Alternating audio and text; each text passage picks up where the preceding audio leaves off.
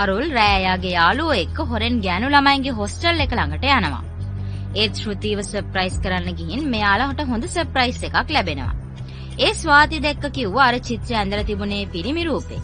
Hostel එකේ උඩ තට්ටුවේ ඉන්නවා මෙයාලා දකිනවා. මෙයාලා එතනින් පැන ගන්නවා. අරුල්ලා හොස්ටල් එකෙන් ගියපු විස්තරේ ප්‍රින්සිපල් දැනගෙන මෙයාලට තරේ අවවාද කරනවා. ඒ වෙලාවේ එයාලා දැකපු දේ ගැන ප්‍රින්සිපල්ට කිව්වත් එයාලා වහු වුණ නිසා බොරු හොල්මන් කතාවක් ගොතනවා කියලා මෙයාලට බනිනවා. අරුල් මේ ගැන ශ්‍රුතියට කිසිම දෙයක් කියන්න එපා කියලා හැමෝටම කියනවා. අරුල් එයා දැකපු දේ ගැන වෝඩන්ට කිව්වත් එයා අරුල් කියන දේ පිළිගන්නේ නැහැ.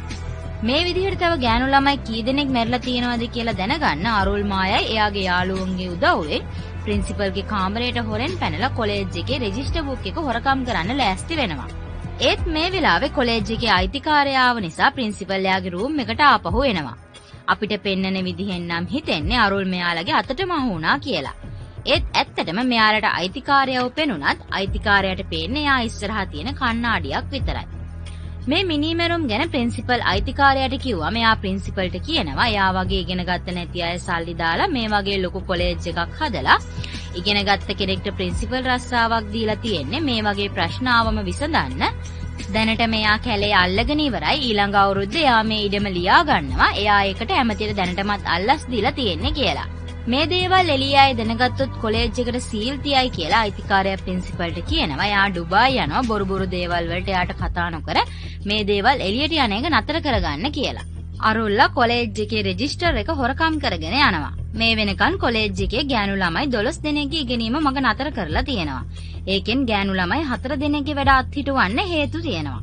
ඉතුරු ගෑනු ළමයි 8 දෙනාගේ ඉගෙනීම මග නතර කරන්න කිසිම හේතුවක් සඳහන් කරලා නැහැ. ඒ අතරින් කෙනෙක් තමයි මායාගේ යාළුවා පූර්ණිමා. ස්වාතිත් මේ 8 දෙනාගෙන් කෙනෙක්. කොච්චර ගෑනු ළමයි මැරුණත් එයාලා මේක එලි කරන්නේ නැත්තේ මේ ගැන ආරංචි වුණොත් මේ කොලෙජ් එකට සීල් තියයි කියන හේතුව නිසා. මේ ගෑනු ළමයි අතරින් එක ගෑනු ළමෙක් මේ කොලෙජ් එකේම මුරකාරයෙක්ගේ දුවක්. අරුල් විජයි එක්ක ඒ මුරකාරයාගේ ගේ හොයාගෙන යනවා. මෙයාලා එයාට කියන්නේ එයාගේ දුව මණිමේගලේගේ ඉස්කෝලේ යාළුවෝ විජයගේ කසාදෙට ආරාධනා කරන්න ආවේ කියලා. මණිමේගලේගේ තාත්තා කියනවා දැන් දුව වැඩට ගිහිල්ලා එයා හවසට ආවම විස්තරේ කියලා එයාලා දෙන්නම කසාදෙට එන්නම් කියලා. අරුල්ලා පුදුම වෙනවා මැරිලා කියන මණිමේගලේ වැඩට ගිහින් ඉන්නේ කියන එක ගැන. ඒකෙන් මුරකාරයා දැනගන්නවා මෙයාලා මණිමේගලේගේ යාළුවෝ කියලා කියපු කතාවත් බොරුවක් කියලා. මුරකාරයා මෙයාලා වෙලව ගන්න හදද්දී අරුල්ට ඇහෙනවා ගේ ඇතුලේ ඉඳන් ගෑනු කෙනෙක් කෑ ගහන සද්දයක්. අරුල් බලෙන්ම වගේ කාමරේ දොර ඇරලා බලනවා.